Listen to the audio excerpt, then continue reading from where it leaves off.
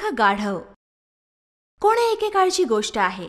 जंगलाचा राजा सिंह एका हत्तीबरोबर झालेल्या लढाईत खूप जखमी झाला. जखमी सिंहाला शिकार करणं जमत नव्हतं, त्यामुळे तो उपाशी राहू लागला. एक चतुर कोल्हा सिंहाचा मंत्री होता. सिंहाचे शिकार न करण्यामुळे कोल्ह्याला सुद्धा उपाशी राहावं लागत होतं. एक दिवस, महाराज, आपण दोघेही उपाशी आहोत. तुम्हाला शिकार करणे जमत नाही. अजून असे काही दिवस चालले तर आपण दोघेही भुकेने मरून जाऊ. मंत्री, या अशा जखमी अवस्थेत मला शिकार करणं शक्य नाही. तू काहीही करून एखाद्या जनावराला गोड गोड बोलून फसवून इथे घेऊन ये. इकडे मी त्याला सहज मारू शकेन आणि मग आपण भरपूर खाऊ शकू. मी पूर्ण प्रयत्न करतो महाराज. कोल्हा तिथून एखाद्या प्राण्याला शोधायला निघाला. काही अंतरावर त्याने एका गोलमटोल गाढवाला पाहिलं. कोल्ह्याचे डोळे आनंदाने चमकले. तो गाढवाजवळ गेला. अरे मित्रा, कसा आहेस तू? कुठे होतास इतके दिवस? खूप दिवसानंतर बघतोय मी तुला, आणि तू एवढा हडकुळा कसा काय झालायस? काय सांगू मित्रा, बघ ना कसा अगदी सुकून गेलोय मी. माझा मालक माझ्याकडून खूप काम करून घेतो, पण मला जेवायला मात्र एवढंच देतो. अरे रे, मला तर तुला बघूनच इतकी दया येत आहे. तू असं का नाही करत? माझ्या बरोबर जंगलात चलना. आमचा राजा खूप दयाळू आहे, आणि हो, दरबारात एका मंत्र्याची जागा रिकामी आहे. अरे, तू तर जंगलाची शान होशील. खरंच? पण मी तर गावातलं पाळीव जनावर आहे. मी जंगली जनावरांमध्ये कसा काय राहू शकेन? अरे, तू चिंता कशाला करतो? सगळं काही माझ्यावर सोपव. तू चल तर खरं.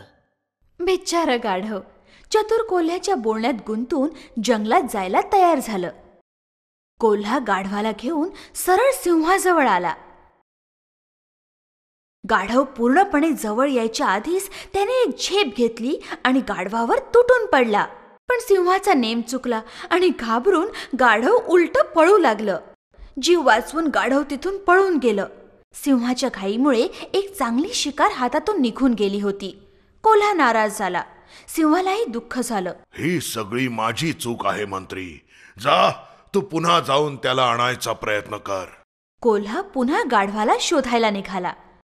गाढवाला भेटताच कोल्ह्याने आश्चर्य व्यक्त केलं. अरे प्रिय मित्रा, काय झालं? तू पळालास का तिथून?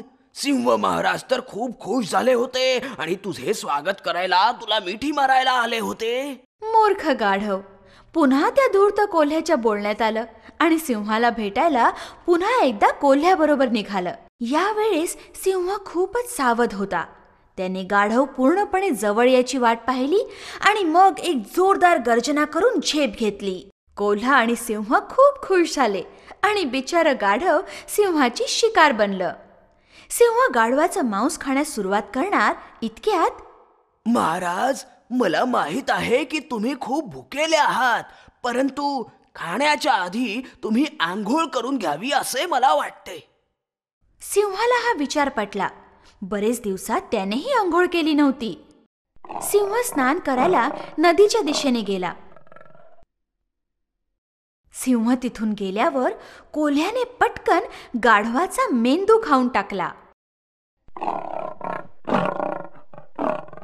काही वेळाने सिंह परत आला. त्याने गाढवाचा मेंदू शोधायला सुरुवात केली. सिंहाला गाढवाचा मेंदू खूप आवडत होता. जेव्हा शोधूनही मेंदू कुठे दिसेना, तेव्हा सिंहाने जोरात गर्जना केली. याचा मेंदू कुठे आहे मंत्री? तू तर नाही ना खाल्लास? नाही नाही महाराज, मी असा अपराध कसा करेन? तुम्हाला माहित नाही का, गाढवाला तर मेंदू नसतोच. अहो, जर त्याला मेंदू असता तर एकदा जीवानिशी सुटल्यानंतर तो पुन्हा येथे आला असता का? कोल्ह्याचं बोलणं सिंहाला पटलं. त्याने मोठ्या खुशीत जेवायला सुरुवात केली.